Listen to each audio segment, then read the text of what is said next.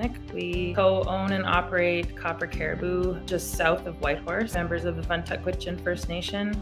We also have Ukrainian and Scandinavian heritage. We focus mainly on traditional methods of beading and artwork, and we also have a large focus on traditional hide tanning. We live, work, and play on the traditional territories of the T'an Council, Kwanlundun First Nation, and Karkas-Tagish First Nation. Our heritage is Vuntut.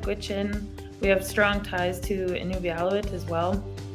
When our great-grandmother was young, she was adopted into a Inuvialuit family. So she grew up in the NWT, went to residential school for about 9 years, and then lived all up along the Arctic coast for most of her life after that. And then our grandma grew up in Napoyak and Aklavik. Very Arctic Inuit Inuvialuit culture mixed in with our Vuntut heritage. You can really see it in the artwork that has been passed down. I would say that was one of the strongest things that survived in our family was the art in clothing, the art in hair barrettes, jewelry, ulus, tons of ulus. Yeah.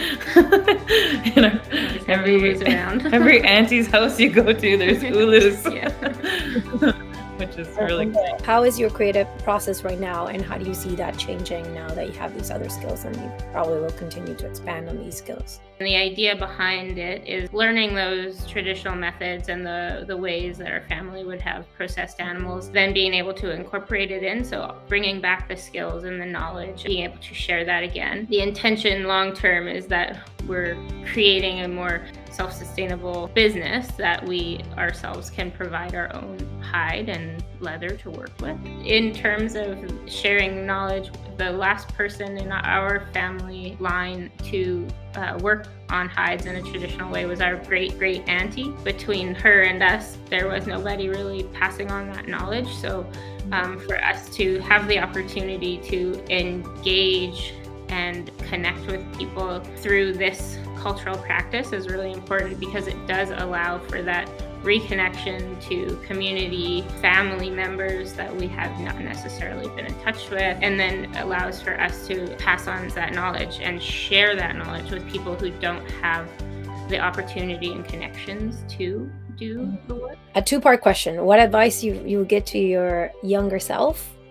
And also what advice you would give to those people who are thinking about starting their own business?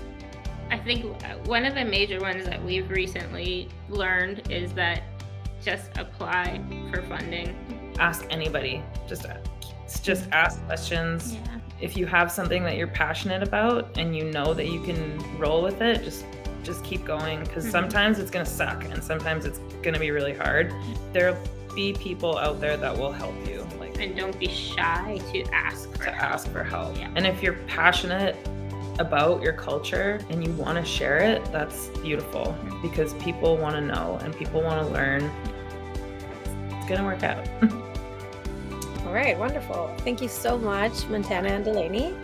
It's a pleasure talking to you. Merci Joe for having us.